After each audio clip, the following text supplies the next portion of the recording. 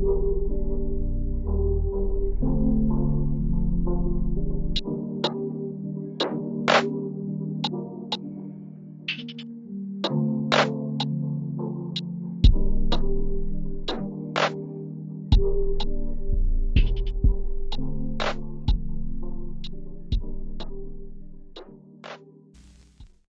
can talk about some players who have had really, really great starts.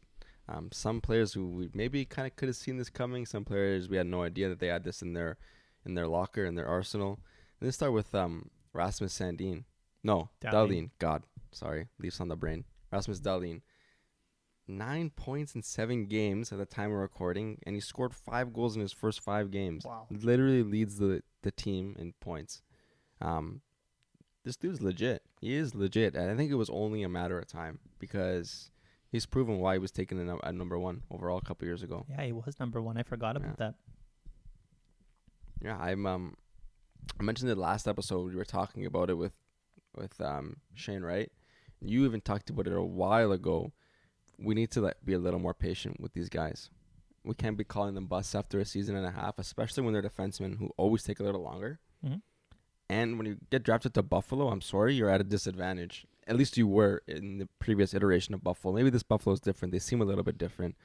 But that combination, you need a little bit of time. And clearly the time has worked because he's developing into a true number 1 defenseman in front of our eyes. Oh, for sure. There's a very strong correlation between young high draft picks emerging as stars as the team starts to be better, right? Like For sure. We saw that with Jack Hughes too. Like when the New Jersey Devils came out of the basement, I mean, he started to be a better player. There's just something about not playing on a bottom feeder team that, I think drives you to be a better player. Like they're getting more out of Rasmus Dahlin because the Buffalo Sabres, for the first time in it seems like 100 years, have a shot of making a wild card spot. A shot, right? Yeah. Especially considering the start. Like they are not a lock to miss the playoffs this year, is what I'm trying to say. No.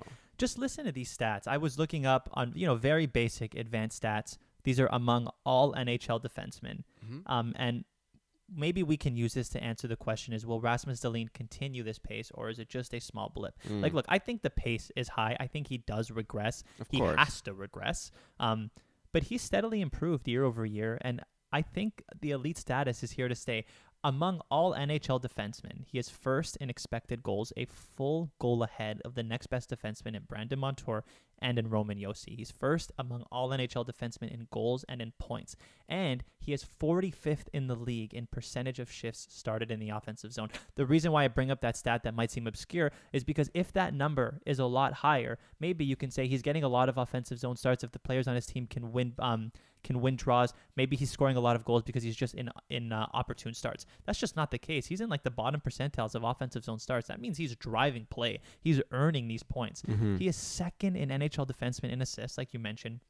And in terms of volume stats, when we think of elite defensemen, like these are the like the Chris Letang's, the guy like the Yossi's, the ones that log 23 to 25 minutes a night, and they can get to 27 in really important games. He's 11th among all NHL defensemen in total shifts, 9th in the NHL in shares of possible ice time at 42%. Like this guy is playing all the time, huge minutes, and with playing huge minutes, you obviously can't be a defensive liability, and that's what we're seeing in advanced stats. 7th in the league in takeaways, like in the least amount of takeaways. He is 4th in the league in relative expected goals percentage, and what that means is that's the difference in percentage in expected goals when your team is on the ice. When you're on the ice versus when you are not on the ice. And the fact that he's 4th in the league at that among all players is telling me that he's contributing a large share to his team's offensive production. For sure. These numbers have to point to being an elite defenseman. And sure. When is the sample size big enough this year, 20, 30 games in, that can you start calling him a top 10 defenseman in the league? Even top 10? Maybe. I mean, if he keeps anything close to this level of production, I think he's going to put himself into that conversation. Mm-hmm. Even last year, he was showing signs of being this good.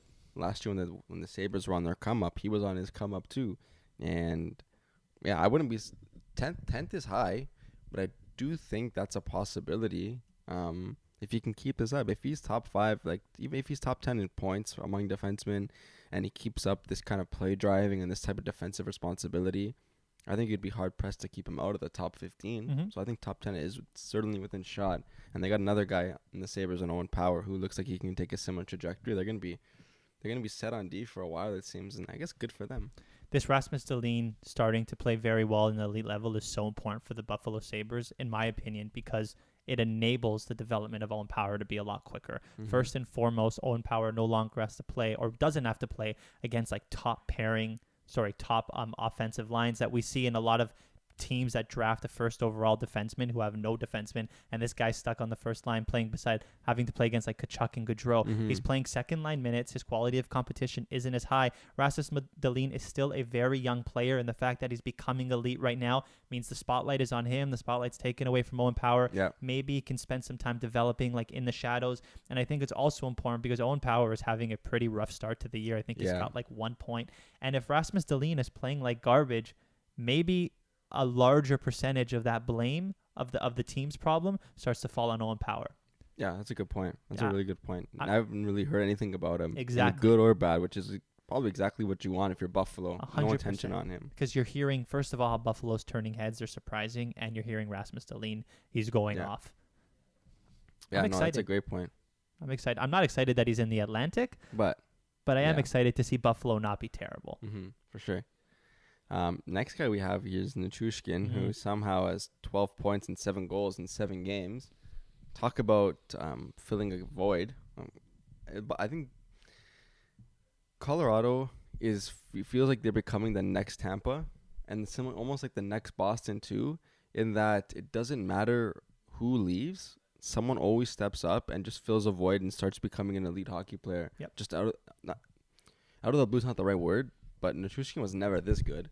He was never this productive. It also helps that you can play with Mikko Rantanen and Nate McKinnon, but regardless, to play on that line doesn't guarantee you this level of production. See, but the thing is, he's not playing on that line 5-on-5. That's what's crazy. The first line is McKinnon, Rantanen, and Lehkonen. Oh. Yeah, their second line is, I don't even know the players because Landeskog isn't there. I think JT Compher and Newhook play on the third line. I checked last night. He's like with 2 no-name players.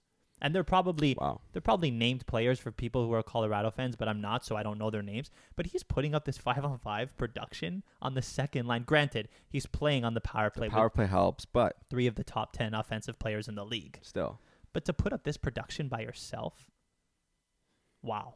Yeah. Wow. I didn't realize he was playing with not the 2 big boys, so that's even more impressive. It's crazy, and you're right. There is just... It seems like Colorado has this aura where there is like there's an expectation to be good when you come here. It's not like the Toronto Maple Leafs where it seems like careers go to die. It seems like Boston where, they sign Eric Haula and all of a sudden he's good again. They sign, Brad Marchand comes back 3 months early from an injury and he seems to just be like scoring out of Connor McDavid, right? There's an expectation to be good or you will sit. And I wonder if that has to do with the coach. We see a lot of Colorado, like Jared Bednar is solidifying himself as a top coach in the league. You mentioned Tampa, John Cooper, legendary coach, and then Boston. I mean, Bruce Cassidy for there for the longest time. Now they have Jim Montgomery, who's a well-respected coach as well. Good coach. I wonder how much of this has to do with the environment that he's playing within and the pressure to win. But at the very least, I'm very happy that Nichushkin had that breakout year last year, and there's not like that Stanley Cup hangover type renaissance period where you just start playing badly. He's justifying that deal. Exactly, yeah. I was going to say, plus he got a huge contract in the offseason. People are questioning whether or not he could actually live up to it. It's only 7 games, but he's shown that he's worth more than what he got. Mm-hmm. So I think we can safely say that he's going to live up to that contract at least for the next few years if he can, keep playing anything close to this. He's been really, really good. Next up is... Well, I think honestly he's been one of the most underrated players in the league since he was at the Rangers. That's Matt Zuccarello, who is still a top line winger at 35. He's actually incredibly impressive for a small dude too. He just makes things happen on the ice. Him and Kaprizov are such a dynamic duo that they're really, really good together.